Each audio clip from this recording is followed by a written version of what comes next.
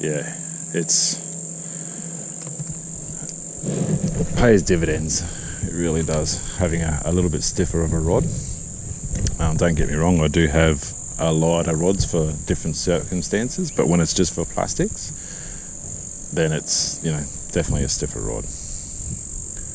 Like that rod that I was just using before, that's probably the softest style rod that I'll use, because any softer than that, you're just not going to feel it, I don't think, to be honest.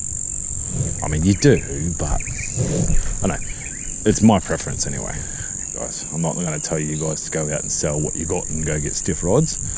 This is just my preference. But stiffer rods that you can feel the bite all the way through. And you're really not going to know until you're out there, you're using it, and you feel that dunk in your, you know what I mean, in the bite. So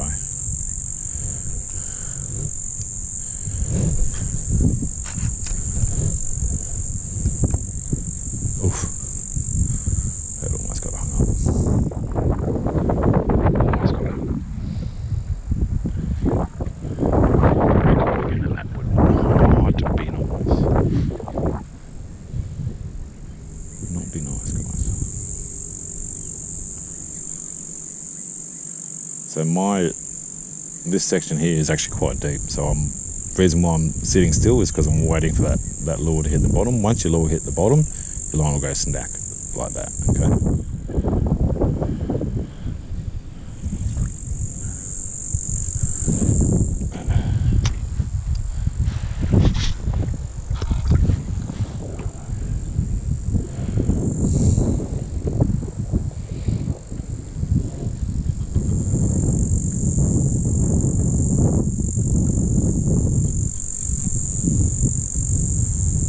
Generally when I'm running a 1/4 ounce jig head, I've got a bit bigger of a lure on.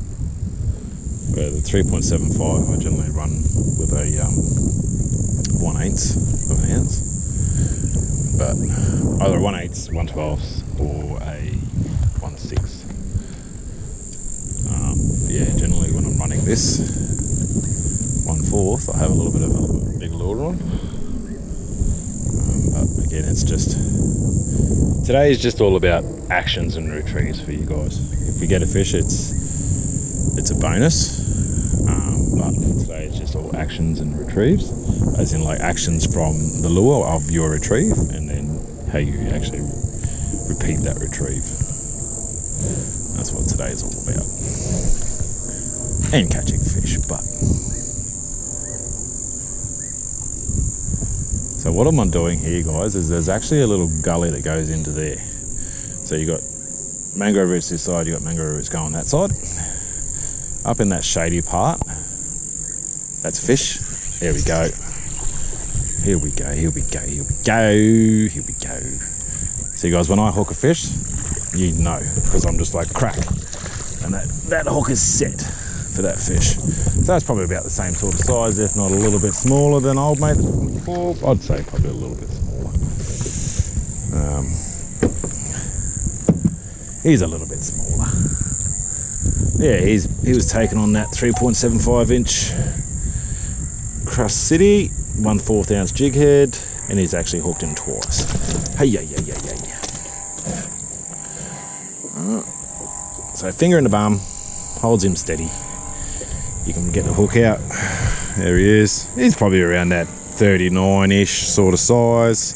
That's probably exaggerating a little bit. I'd say 37. Thanks, buddy. Appreciate you, and see you next time. If you haven't already worked out, guys, is I actually tell the fish that I appreciate it, and I'll see him next time, because that's just what I do. Because I do appreciate the fish, and I do wish I see him next time. Right, so as I was saying, there's a darker edge coming through here with shade. There's a sunny edge coming through here with a slight incline, like that. You've got mangrove roots all the way through that slight incline. I just picked him off on the outside of that mangrove roots. That's where he was sitting. Okay, so let's pitch it back in there again and see if there's another one. So as you can see, I've cast it up into the shadows, and I'm bringing it out of the shadows to that point. Okay, and then just letting it rest. Shaky tip, letting it rest. Shaky tip, letting it rest. Shaky tip, letting it rest. Bit of an eat over there. Shaky tip, letting it rest. Shaky tip, letting it rest, and then bringing it back in. Okay, so that's working just that section. Alright, so let's go again into the shadows. Pardon me. Shaky tip, let it rest. When it's windy, here's a tip for you. Alright, when it's windy, after you do your shaky tip, whip your line down.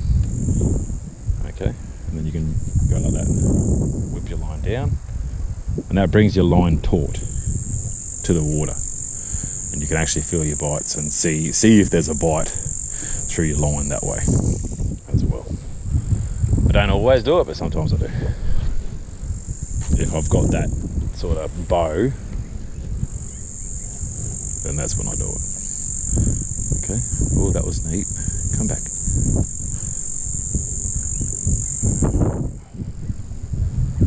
Okay, so we're going to move on from there. We'll go over the other side. We'll run down that side there. So this is the wind affected side. That side there is not wind affected. So let's go over that side and have a quick look. Alright, so that side there is a steeper drop off. Alright, so we'll go over there and we'll have a squizzy dizzy.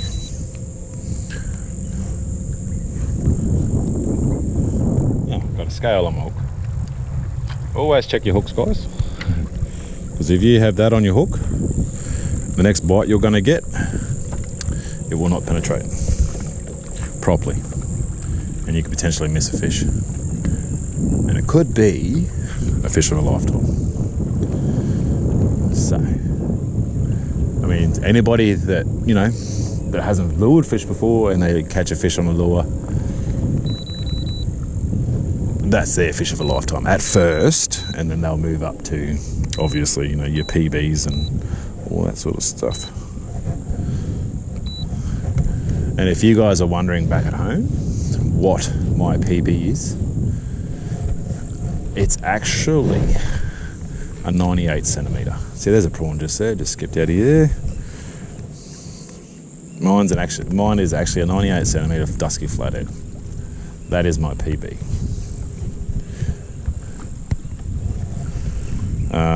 On a lure, that's a different ballpark. On a lure, because that was actually on a live bait, that flathead. I was actually live baiting for Jill, and I've picked him up. So on a lure, my PB is 96. My PB is. That's on a lure. So I've still, you know, I've fished for flathead for years, guys, and on lures, and you know, that sort of size fish is just, nowadays in the Gold Coast waters, it's achievable, but you've got to go through a lot of hours on the water to be able to get them on a regular basis. A few of the guys, and I know they've caught, you know, trophy fish that size regular on an outing, and I tell you what, I take my hat off to them, because that's awesome.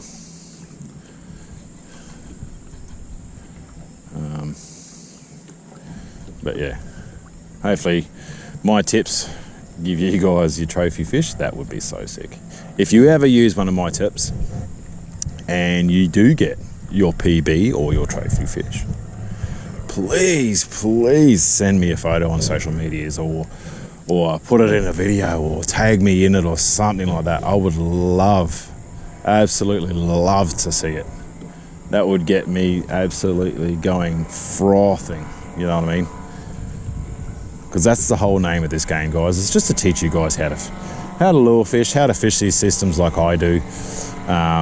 I'm not exactly going to tell you pinpoint where exactly I am. If you recognize the area, then you should know where I am. Being up this way, there is no such thing as a secret flathead spot, because a lot of the top flathead fishers, I'm not saying myself as a top flathead fisher, but a lot of the top flathead fishers know every single spot through this way. Especially, up around the Pin and Jake as well, and they all know the spots. There's no such thing as a secret flathead spot up here, because all flathead fishermen that fish for flathead constantly know where they are. Not where they are, where the spots are. And if you've found a spot that you think that you've kept a secret all to yourself, no, it's not the case. It is not the case, guys.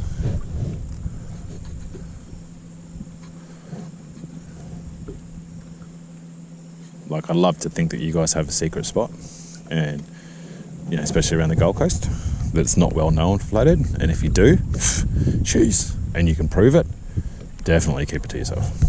But I highly doubt it.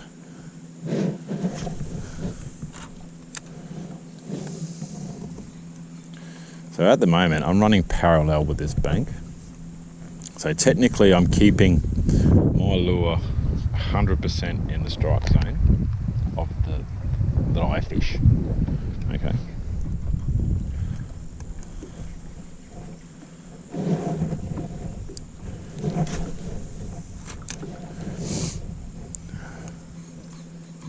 So again, I'll cast around all the structure. I will pinpoint all the sections, but on a different tide.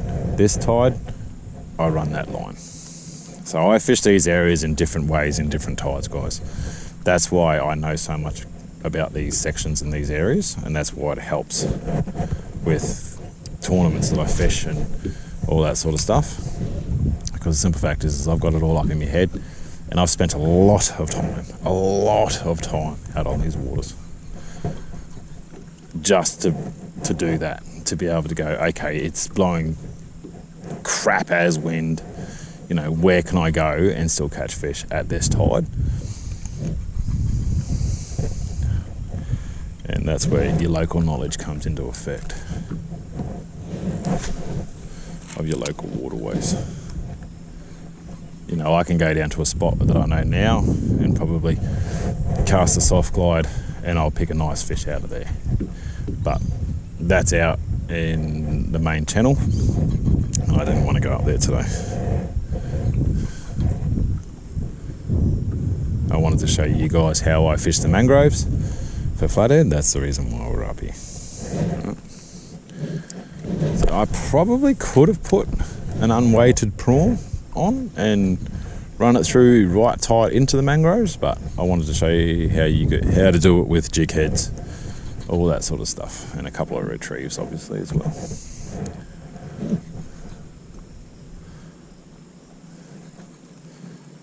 So as you guys have noticed, if you've paid attention to my retrieves have still been the hop, shaky tip, and you might see me do another one. I'll explain that one later on down the track.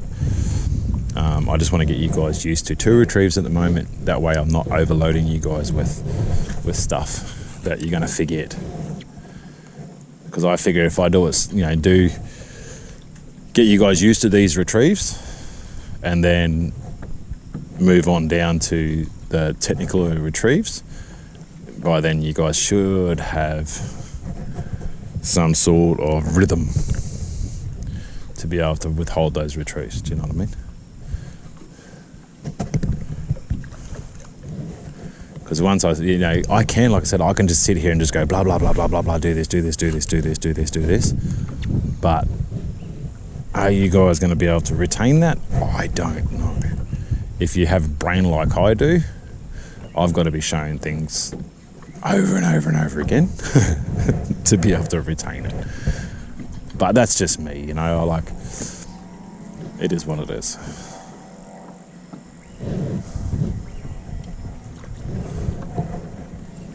But once I know what I'm doing, it's game on.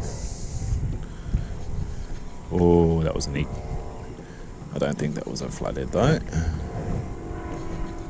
Could have been. Short strike.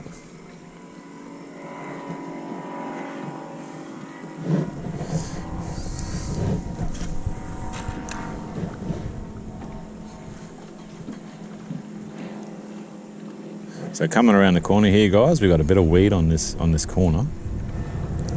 There is a log that sticks out through here somewhere. I have found it many a times because I forgot. But there's a bit of weed, a bit of broken ground, a bit of sand, a bit of mud. So I'm just peppering those areas here. So as you can see there's a bit of mangrove root sitting just there. There's a log that's coming out through here. At the right time and tide you can actually see it and you can fish it and you'll probably get one off of it. My lure is a bit crooked. There we go.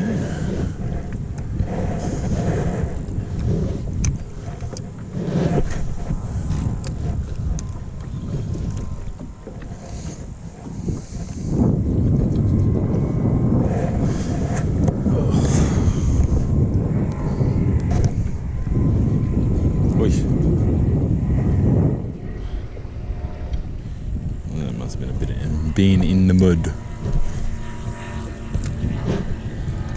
So all the fish that I've gotten today, guys, are all around that sort of school sort of size, that 30s to 40 sort of mark. You do get bigger school size flathead, which are around that 50s sort of area.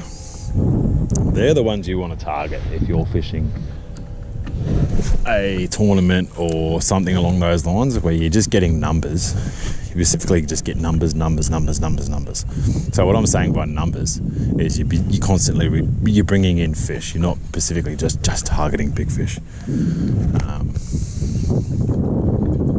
So we call them schoolies. So anything from obviously 30 centimeters to 50 centimeters, we call that a school fish, and they actually do sit in a school, guys. That's why we call them school fish. I call anything over 50 to say 70, that's a good fish to me.